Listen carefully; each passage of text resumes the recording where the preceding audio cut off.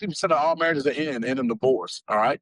There's a 70% chance that your divorce will be initiated by a woman. If she has an education, that goes to a 90% chance. So all the stuff that we've been taught that, hey man, you're a dog, you're this. Nah, man, men are definitely loyal. All right. Yes, don't sir. let anybody tell you different.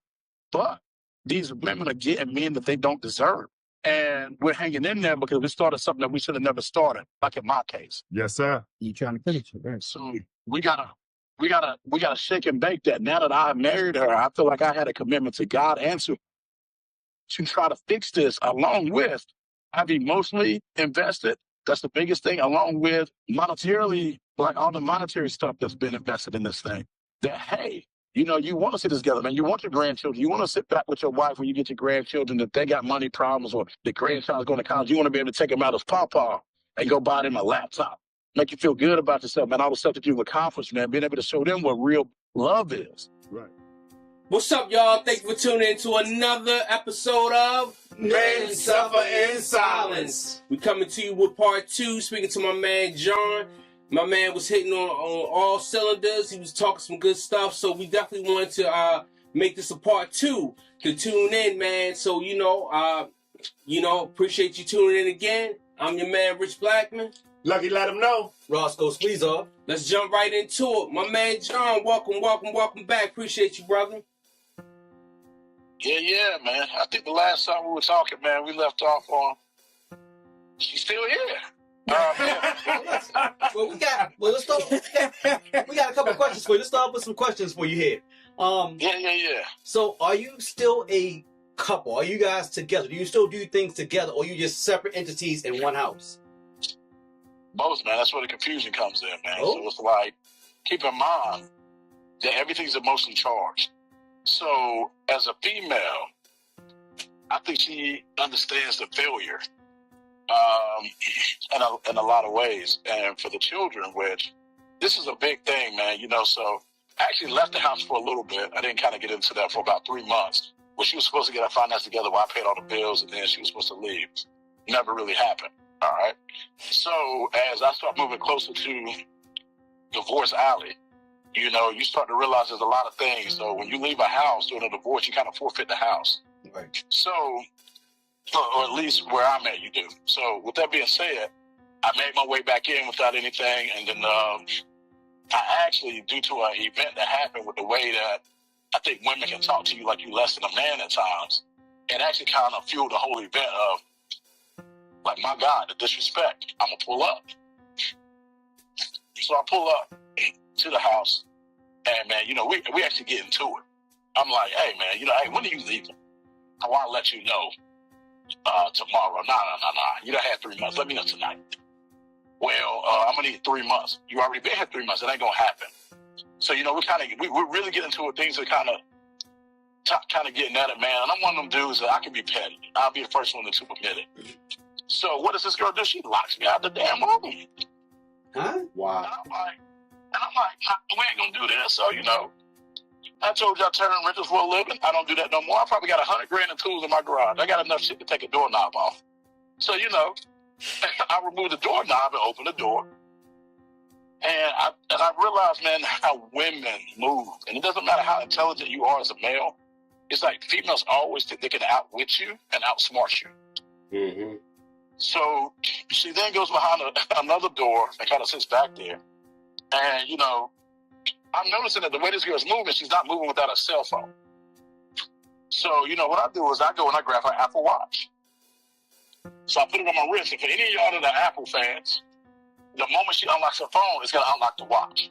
Mm-hmm. Oh, wow. So she does that and boom. This woman has the audacity to be sitting in the house. And I don't care whether we're separated or not. You're not going to sit in our house that I pay the mortgage on because you can't support yourself. And you're having a conversation with another man. And you have him in our business. I'm looking at the messages with him commenting about what's currently going on. Wow. That is suffering in silence. That's an ass whooping. I mean, not for the female. Not for the female, of course. So, for me, I called a dude. I'm like, hey, watch your. And I did it not really to call him up because she thought she was outsmarting me. So I called him. And I got a little burner. I call him on speaker. So that way, the moment she hears his voice, she understands that, hey, I just fucked up. Mm-hmm. And so when this dude answers, he already knows what it is. So this dude is kind of like, he answers the phone and he don't say nothing. So, and I'm like, what's up, bitch ass nigga? Like, if you gonna answer the phone, answer the phone. You already know what you're doing. Mm-hmm. So I don't even understand how you're trying to avoid an inevitable situation. Mm-hmm. And now she doesn't realize what I had to tell her. And I said, look, be glad I had something to live for. Because now what you just did is you created a situation where I now had this man's number, reverse search him, and have his address as well, along with his whole name, birth date, and everything else. Mm-hmm. So, lucky for me, that I'm the type of guy that I'm saying, hey, I'm doing this to pull up a lawsuit during the divorce proceedings and not to inflict harm on this thing. Okay? So where I'm at, you can sue him for alienation of affection. Mm-hmm. So I'm the petty dude that even though when I went to the lawyer's office, he said, hey man, he ain't got shit. You can't, what are you gonna get from him? And I'm like, hey, we still gonna sue him. And she's like, man, you're wasting your money. Not at all. Because as he has a judgment against him, what house does he ever buy? How is he gonna finance cars from here on out? Right. And I'm just gonna make his life hell. You're gonna remember the dumb ass decision that you made consciously for a vulnerable woman. And keep in mind, gentlemen, I still understand that this woman let him in the door. But you know what? I've had many of married women shoot their shot. Never have I engaged. Right. Again, women are emotionally charged because this man doesn't listen to her. You know what? She's now vulnerable. And this dude's providing everything else in life for her. Like when you think about that, I took care of your kid that the original father wouldn't even take care of. Then plus our children. Means I nothing. paid. What was that? I said it means nothing. He's not absolutely toss out the window. I was 21 years old paying child care for a kid that wasn't mine Wow. to help you out. I had to grow up. I'm in college and working jobs and helping you out.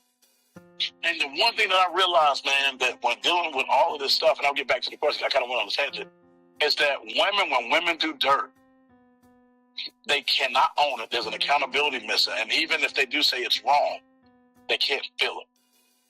Whenever you do something to your wife and she's beat down, she's trying to figure out, hey, what is wrong with me? Why is this man cheating on me? Or why does this man not want to spend time with me? You feel terrible. It's like, bro, I got to do better. You have empathy. You have all of this.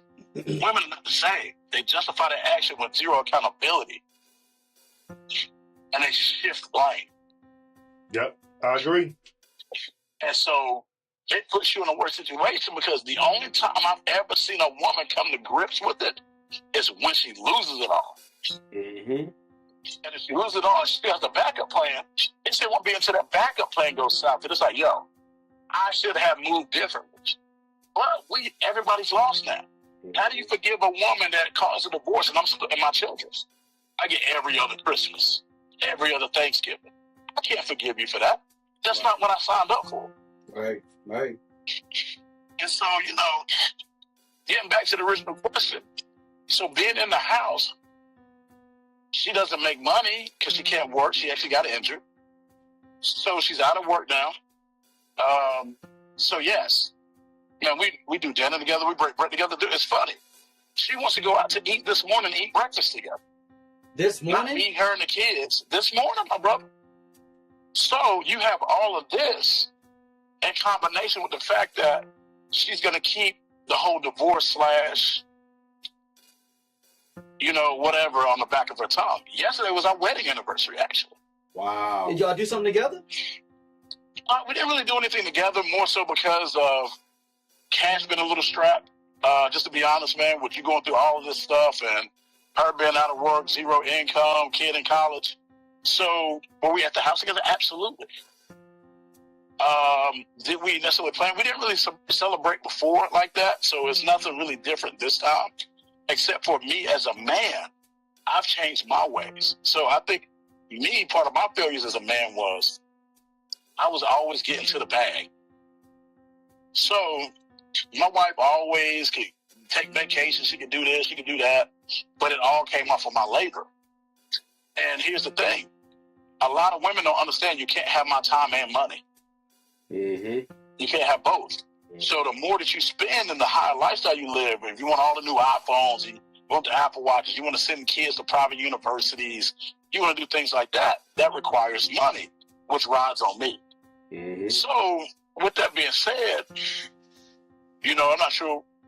My daughter goes to a private school, man, and it's like $72,000 a year. Wow. It's expensive. So it's like, you know, things are really strapped. And don't get me wrong, man, we ain't got no lights off or nothing like that. We can still go out to eat and, you know, whatnot. But Right. I honestly did not plan properly to be able to do anything extravagant in combination with, typically before we didn't really celebrate so much because I didn't plan, man. I'm not a plan. I'm a wing it guy. Right. Mm-hmm. And, you know, when you wing it, things don't always pan out. So one of the things that I had decided a while back when we were working on things, I said, hey, man, I'm going to be intentional with what it is that I want. So from here on out, yeah, Valentine's Day is celebrated, stuff like that. But no matter how many of these holidays I celebrate, I still got to hear about the past. Well, it's just really unusual. And you're celebrating? You're celebrating with her Valentine's Day? I actually did. And you want to know why? Because women are emotional. So the one thing that I decided to do is I would be everything that I could be until this is done. So, you know, you can say whatever you want to. You will have every hint that I wanted to go in a different direction. And if you don't take it, you don't take it. But what you're not going to say is, hey, he stayed the same. That's what you're not going to do. How old is y'all youngest kid? 6, my man. So we got 6, 13, and 9, 20. Wow. So my question to you is, why are you still there? Do you not think that you can raise your kids and all of that stuff by yourself? So let's be honest. If we're going to be honest, absolutely. Like, what do you mean? Of course I can. Will it be harder? Absolutely. Do I ultimately, like, let's be real, the best possible scenario that could happen, which only, you know, God can really create the opportunity, is for us to fix the family. If we fix the family, people worked on it, cool. The problem that I'm bumping into is I'm getting to a point that I'm not seeing her the same. So I'm not seeing her the same because, you know, I can make a lot of excuses, man. Like, hey, you know what? Black female, this is all she saw growing up, molested, this, that. And I can say, hey, Brian, you married this woman, man. You know, we in this shit together. Her problems are your problems. We got to get through it. There becomes a point that when somebody else doesn't want to fix it and they don't care about their problems, they don't want to see their problems. Or, you know, like, I'm going to be honest with you, let's say like 10 months ago, we went through a stage where everything was perfect. Perfect. And she got to a point where she was like, hey, Brian, I'm spiraling. I don't know what's going on. And he goes to depression again. I said, hey, go see a counselor. What did she say to me? John, I don't want to go sit down on somebody's couch so they can tell me that, hey, look, time is up. And she's not understanding. If you need more time, they'll get you more time. However, there's not so much time anybody can spend talking to you. There has to be action behind it. You cannot have a relationship with anybody without putting in. You have to pour into the other person, right? You can't have a relationship where only somebody benefits you. That relationship will fail. It does not matter. And two, I'm not sure if you guys ever had well, everybody has. You had a female that was way more into you than you were into them, and you kind of didn't treat them right. You also didn't really care about them that much because you didn't have any skin in the game. Now, you see what I mean, man? When you really bond with people and you really build stuff, it's through struggles and sacrifice, along with the positivity, everything together. If everything is all on your terms, you don't go through those things, you don't care about people the same. Right. So when we sit here and I'm having a conversation with her where she's like, well, you know what, Brian, I'm not happy. I said, of course you're not happy. Nobody's happy here. This is toxic. But if you put the effort in to be happy and you do the right thing, things will change over time. But I think I'm missing a lot with her, man. I think like we both believe in God, but I don't really feel like God is present in a relationship. That's a huge thing. Yeah. So, the biggest thing.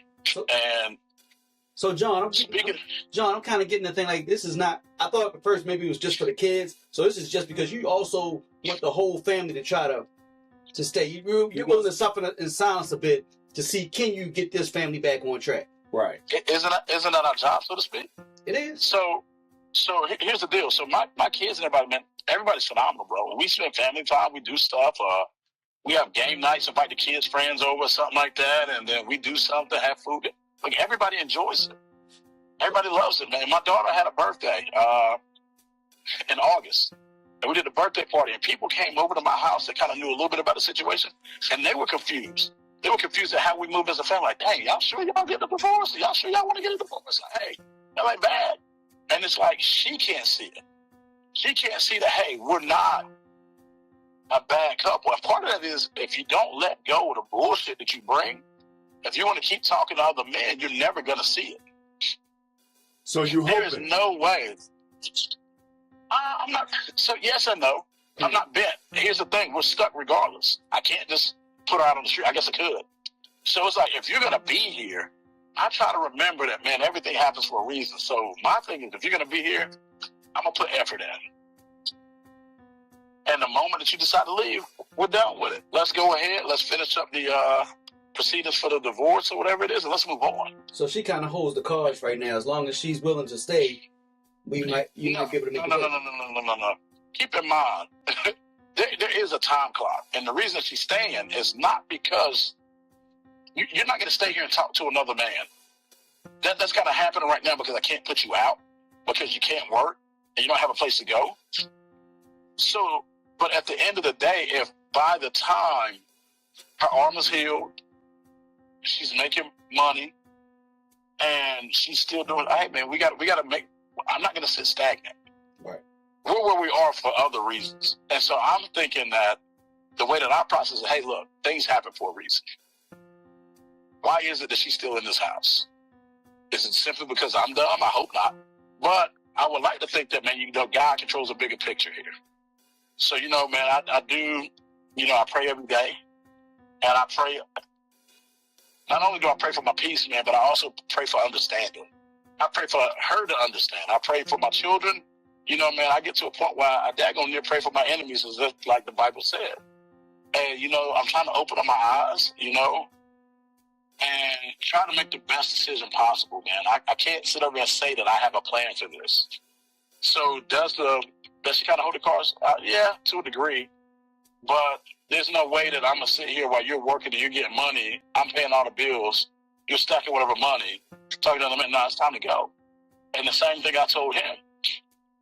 Your affair originally started 3 years ago. Whether y'all been on and off or not, whatever happened, I don't know. Because, her and I, we had our separation, whatever it was. But why is this man okay with you staying with me?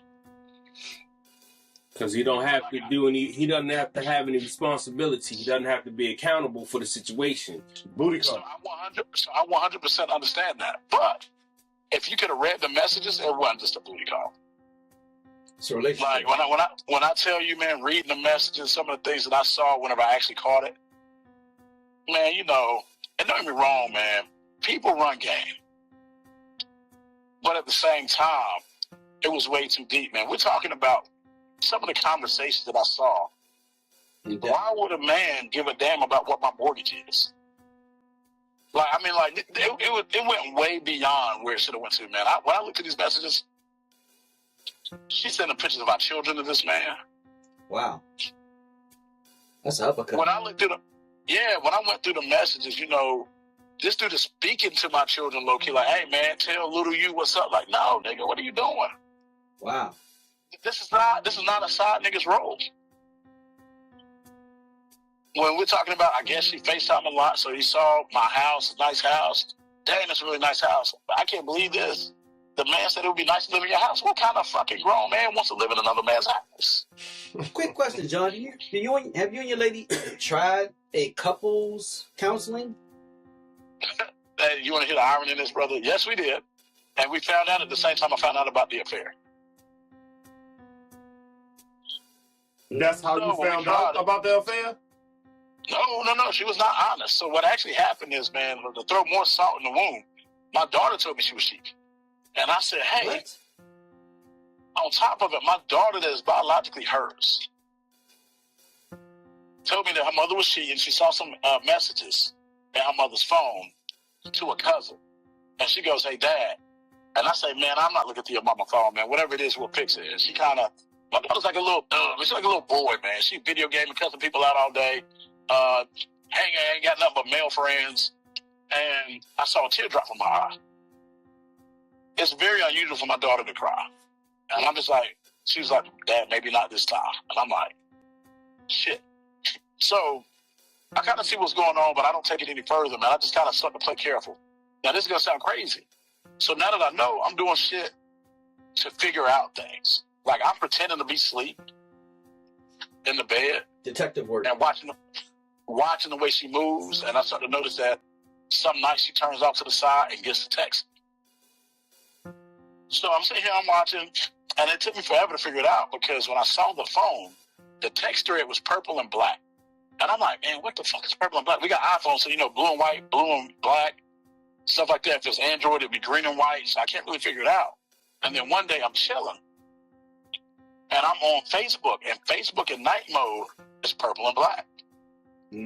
So the guy, when she started, she did not have a phone number. She used social media to communicate.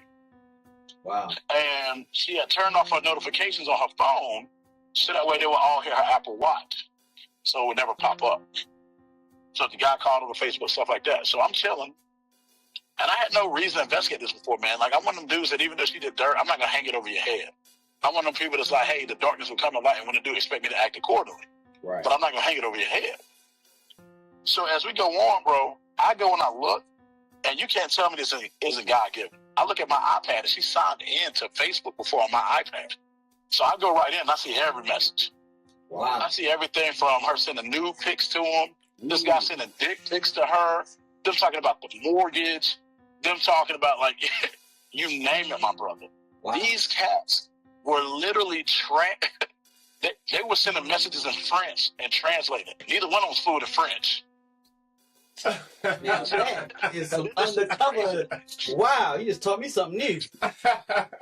Yeah. So when I tell you that this is what she's doing, and I'm sitting over like, bro, I'm blown. Because like I said, it wasn't conversations. It was like, hey, I'm just trying to fuck.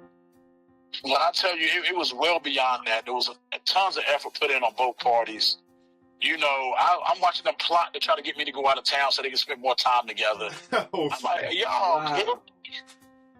This is But suffering, man. there was so much for her to say, well, Brian, John. I told you that you don't listen. Are you fucking kidding me? That's what you have to say for all this? John, I can say I commend you, man. I don't know how you dealt with that, man. That's some serious suffering. So, and continue. anyways, man, going through it, brother, it really gets down to a lot of, like, lack of accountability. And I'm like, yo, do you understand what you did to me? Do you understand what you did to the children? Do you understand what you did? Do you understand what you're teaching them? Like, who are you as a mother? The moment that you said I'm pregnant, your life ain't about you anymore. And, part of the things that, we get to that's very different than us men we suffer through, man, is whenever we have children, women put children number one. It doesn't matter how bad you fight it. Women put children number one. Typically, the men put the spouse number one. If you understand, if you have a good spouse, anyways, well, even biblically, that's what you're supposed to do. Well, not number one. You got God, then you have your spouse and your children, Right. So, but the point that I'm trying to make is, if you did your job and chose a decent spouse, you're never going to have to worry about your children anyways. You're going to cover it. Two, children are very resilient. But the problem comes whenever you're constantly having to fight against the children. As a man, you're an outsider looking in to a point. And that played a huge role in our relationship as well. I was actually discussing with this woman this morning that we have never been on a vacation that had sex. Wow. That's the reason I'm going. 16 years? 18 years. 18 years. Wow. I'm like, we were on a cruise ship. We could have went out on the balcony, tore it down, all kinds of stuff. And I said, look. And she goes, are you just going to blame that all on me? I said, absolutely, because every vacation, I'll take that back, not every vacation. Oh. Specifically, every vacation that had her family in it or with her. Right. Now, when we were with my family reunions, man, you talking about the shower, the pool, or whatever. But her family was I'm saying, bro. Wow, that's some suffering right there. If her family was involved in it, she didn't know how to separate. Right. She did not know how to understand that, hey, yeah, we may be on vacation together, but my man's number one, and we're going to go kick it. But I got to have time for my man. So we went, like, one time, to give you a good example, we went on a destination. We went to a wedding that was in the Bahamas, and we took a cruise. And to this day, I bring it up on how she disappeared. I did not see this girl for, like, the first day and a half, for the most part. She was everywhere else, being busy with everybody else. And cool, like, I get it. Yeah, see your family in a while. You could have been like, hey, Brian, man, I'm about to go roll. And, you know, I'll be back. And X amount of time we'll link there, you know? So cool, but that was never conversed, man. You having to find her, bro. It was real tough. When I tell you it was real tough, it was real tough. So to this day, when I talk to her, her excuse is, we went for a wedding. And I'm like, bro, you missing the point. You don't get it. Right. And you're never going to get it. Right. And if you do this with any other man, you're going to be in the same place. Right. I don't give a damn who we were there for. Right. I'm your king. Right. So that's what I'm saying. Like, is it really a hope? Do you think that she will change and bring that family back together? Help you bring the family back together? So I will tell you that I feel, so as I sit here, I actually understand. We still talk. And, you know, one of the things that I did, man, I think a lot of people do, man, I've gotten to a point where when we talk, I'm not defensive, and I listen. And I hear it now. And I hear a lot of stuff, and I see a lot of stuff I did wrong. I still understand what she did is still wrong. But what I do is I also realize this is all emotion. And I don't know how she's going to learn that you don't act on emotion. I don't know. I've tried to get her to church because church gives you a direction. It gives you a foundation. It gives you a moral compass, so to speak. Right. And we both believe, you know, but like I said, everybody dictates on what they believe in or what they tend to omit out of their everyday beliefs. As you get older, you know, when you're younger, it's like, hey, man, you know what? Yeah, I believe in God, but, you know, that premarital sex thing ain't going to work out for me. As you get older, you start to realize that this is all part of the work. Like the pieces of it that we don't necessarily like, they're there for a reason. It's all part of the work. So as I sit here, I'm trying to do the work, but at the same time, man, you know, when we separated for like that 3 months, man, I met a really cool girl that actually took a lot of my hope away. But I'm still trying to follow what I'm doing. So I bumped into a girl, man, and we went out on a date. And, you know, on that date, you know, all I could think about, I said, man, damn, I don't even know if my wife likes me. Because the things that this girl did, off the strength of her liking me, my wife has never done. So, you know, it opened up my eyes. And it opened up my eyes a lot to a lot of the things that, you know, kind of happens when you're in a toxic relationship or you're in a mentally abusive relationship, man. Things that you thought was okay, that's not okay. And it kind of brings a lot of conversation to the relationship. But again, I think the part that we're missing is she doesn't understand the damage that she does. And I'm one of those people that I truly believe. I believe that, you know, no matter how dirty a mess is, it can be cleaned up. I think that's part of the power that God gives us. But unfortunately, in a relationship, we both got to be willing to clean. Well, John, I don't know if that'll ever happen. John, I definitely commend you for what you have done and what you're doing for your family. Yes, sir. And I'm hoping that we can do a follow-up with you in the future. I don't know how long from now to see where this is going. And I think we're going to keep you in our prayers and hope that this goes the direction that you wanted to go for you and your family. Definitely praying for you, brother. Yeah. And strong, too, because a lot of brothers wouldn't have been able to continue. All of that, that's a lot. That's a lot. Look, I tell you, I watch a lot of crime TV, and this sounds like the past. sounds like the past. So I got to commend my brother for having strong, patience man. and staying strong on that for real. Yeah, if you had to close out, man, close out and give us at least 1 minute of how you can help another man suffering in silence do the same thing. So if I had to say, man, for my situation, mine leans a lot on relationship stuff. So I'll just kind of make this very brief. And I think, man, as men, we got to set our goals. We got to set our boundaries. We have to do a better job of not letting other people interfere with our original goals and boundaries. Don't make excuses. Kind of keep it 100 with yourself and others. Whenever it comes down to the relationships, man, what it really comes down to is, I got involved with somebody, and obviously I didn't know her. I didn't know what she was capable of. I think we got to take more time, man, and spend the right amount of time, ask the right questions, and not for the answer, so to speak, but to watch reactions and who people are as people, the foundations. And I think that, man, we have to do a better job of not having children and marrying these type of people that are broken. All right? And that are not willing to see that they're broken and don't want to do anything about it, because even sometimes people know they're broken, but they don't have the energy to fix it. They're okay being broken and moving in ways that hurt other people. So I think we got to stay away from that sort of deal, man. True fact, man, when I was going through a lot of stuff with the counselor, this is true. 50% of all marriages that end in divorce, all right? There's a 70% chance that your divorce will be initiated by a woman. If she has an education, that goes to a 90% chance. So all the stuff that we've been taught that, hey, man, you're a dog, you're this. Nah, man, men are definitely loyal. All right? Yes, Don't sir. let anybody tell you different. But these women are getting men that they don't deserve.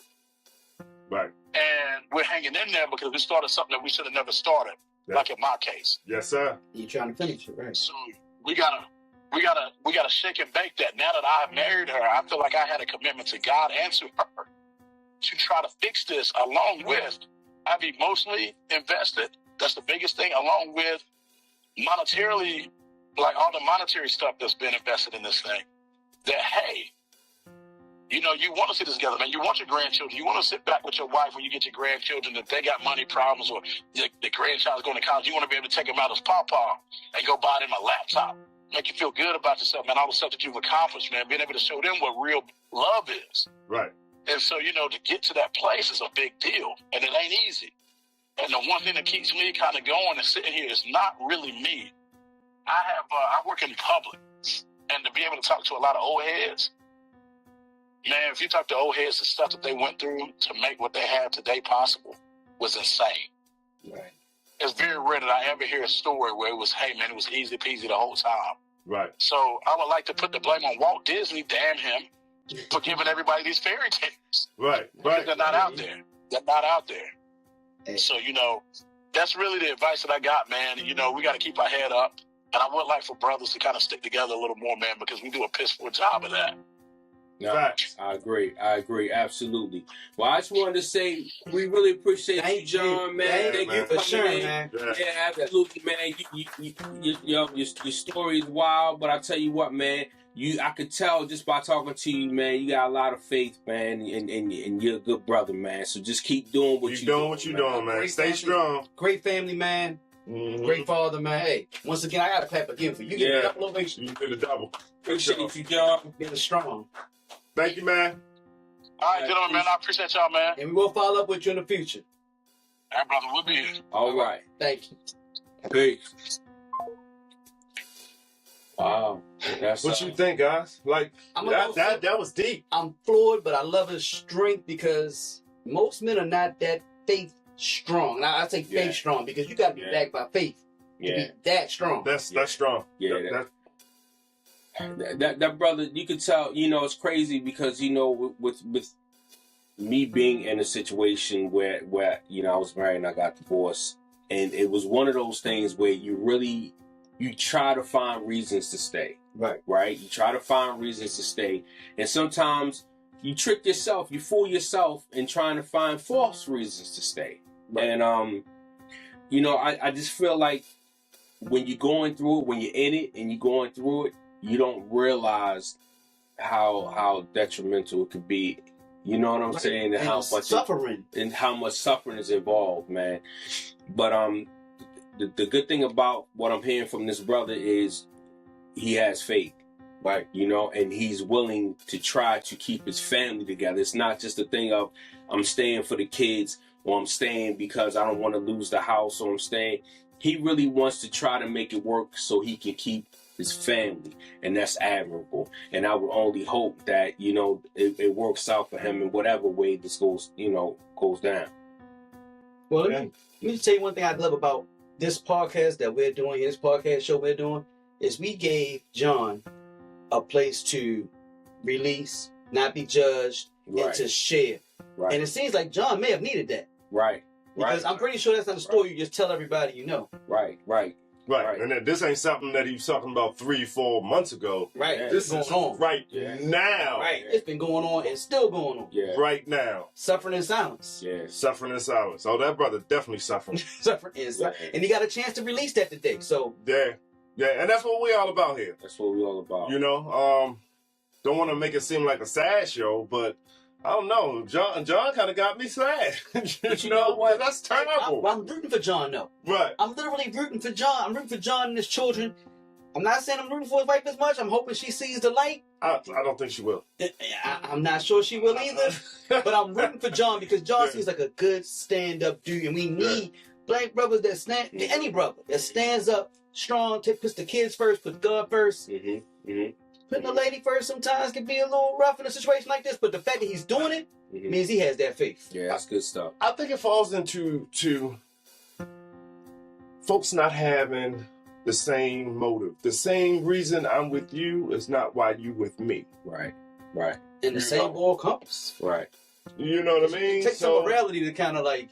And all this time, I feel like if she hasn't gotten it now, she been throwing body blows, man, body blows. And even when she fake it, because see, I was love bombed. I was love bombed one time by a girl for 2 years. I mean, boy, she treated me like a king. 2 years.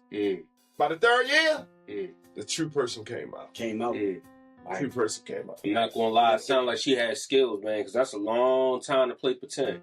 But that's what they do. Right. That's a long What did he say? It was 10 months. He had the best time in his relationship. Right. Right. 10 whole months. And then... Yeah. Then you got to take $100,000 worth of tools to take a damn lock off the door. Yeah, no, John was real, man. This is why we do what we do, man. Yeah, most definitely. Yes. So we gonna cut up out of here, y'all. Again, like, subscribe, follow all platforms, comment. Definitely, if you would like it's gonna get deep. It's gonna get deep. And if you would like to be a guest on the show, you can hit us up in the link below. It'll tell you how to get in touch with us so we can set it up. So again, my man, I am your man, Rich Blackman.